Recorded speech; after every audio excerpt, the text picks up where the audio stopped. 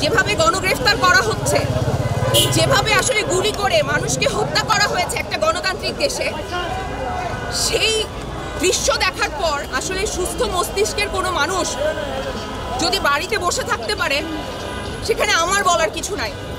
কারণ আমার একটা 12 বছরের সন্তান আছে, আমি নিজে এ দেশের বাসী, আমার বিদেশি কোনো পাসপোর্ট নাই, আমি এই দেশেই থাকবো এবং এই দেশটা আমার, এই দেশটা আমরাই সংস্কার করব। ভদ্রভাবে আমাদেরকে মানবিক মর্যাদা দিয়েছে, নাগরিক হিসেবে আমাদের সাথে কিভাবে কথা বলতে হয় সেটা করেছেন, চেষ্টা করছেন। এটা একটা ভালো দিক, আমরা এরকম আরো অনেক ভালো দেখতে চাই। Thank you very much. সবাই এখন এই রাস্তা ছেড়ে দিবেন এবং চলে যাবে। আমরা সকল মানুষের পক্ষে এবং আমাদের দেশে যে অবস্থা বর্তমানে সৃষ্টি হয়েছে, তাতে আমরা আসলে ঘরে বসে থাকার মতো অবস্থায় নয়। আমরা শান্তি চাই, আমরা রক্ত দেখতে চাই না।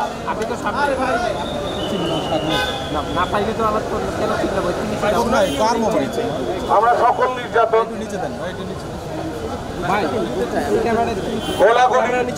হত্যা, রক্ত এগুলো দেখতে চাই না, এগুলোর বাইরে আমরা থাকতে চাই, আমরা শান্তি চাই। এটা মোটো অ্যাকসেপ্টেড না, আমি এটাকে অ্যাকসেপ্ট করি না। কারণ একটা স্টুডেন্ট, একটা জেনারেশন, আসলে ওই জেনারেশনটাকে আমার নার্চার করতে হবে, কারণ ও পরবর্তী দেশ চালাবে, ও পরবর্তী লেগেসি মেনটেন করবে।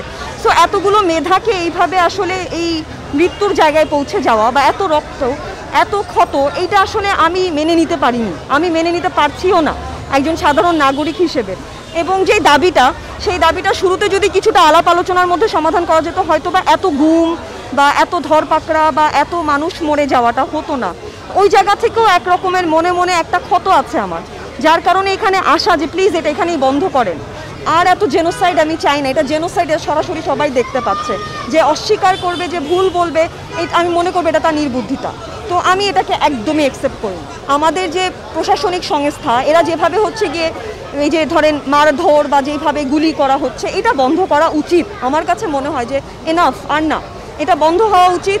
দুই দল একসাথে বসা উচিত, কথা বলা উচিত, কোনো যদি মতের বিরোধ থাকে সেটা নিয়ে বিস্তর আলাপ আলোচনা করা উচিত। কোনো রকমের কোনো সমাধান না করে আচমকা কাউকে তুলে নিয়ে যাওয়া বা আবার পরবর্তীতে সেটাকে অন্যরকম একটা ঘটনা শোনা, মানে আমরা কিন্তু শিওর হতে পারছি না যে আন্দোলনের গতিবিধি কোন দিকে, খুবই বিক্ষিপ্ত লাগছে। সো এইটা আসলে এক সরল রেখায় আসা উচিত আমার কাছে মনে হয়। দ্বিতীয় যেটা আমার কাছে মনে হয় সেটা হচ্ছে গিয়ে যে যতগুলো বিক্ষিপ্ত লুপহোল তৈরি হয়েছে সেগুলো নিয়ে আলাপ আলোচনা করা উচিত।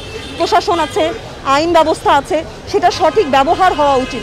এই মিসইউজটা আসলে মেনে নেওয়া যায় না, আমি মেনে নিতে চাইও না। আপনারা জানেন কি না আমি জানি না, যেহেতু ইলেকট্রনিক মিডিয়া বন্ধ হয়ে গিয়েছিল, অনেকেই বিক্ষিপ্তভাবে অনেক আর্টিস্টরা যার যার জায়গা থেকে চেষ্টা করেছে এই আন্দোলনকে সমর্থন করার। এখন আবার সবাই একত্রিত হয়েছে, কমিউনিকেশনটা আবার আগের মতো হয়েছে। এর পরবর্তী স্টেপ নিশ্চয়ই আছে। যেহেতু আজকে এখানে দাঁড়িয়েছি, তার মানে আমি এই জেনোসাইডকে সমর্থন করি না, সেটা জানানোর জন্যই এখানে দাঁড়ানো। এখানে আর কোনো প্রশ্ন বা উত্তরের কিছু নেই। আমি চাই এটা সহজ সমাধান হোক, দ্যাটস ইট। ছাত্রদের যে আন্দোলন এবং সেখানে যে দাবিগুলো আছে, আজকের দৃশ্য মাধ্যম সমাজ সেটার সাথে সংহতি প্রকাশ করে আমরা সবাই একত্রিত হয়েছি। আমরা এই সংহতি জানাচ্ছি এবং আমরা চাই যে এই ন্যায়ের দাবিগুলো আসলে মেনে নেওয়া হোক এবং সেই জায়গা থেকে আজকে এখানে আমাদের আসা। আমি দাঁড়িয়েছি যেই আমাদের যেই বাচ্চাগুলো মারা গেছে, যে মানুষগুলো মারা গেছে, যাদেরকে নির্মমভাবে মারা হয়েছে, আমি তাদের বিচার চাই।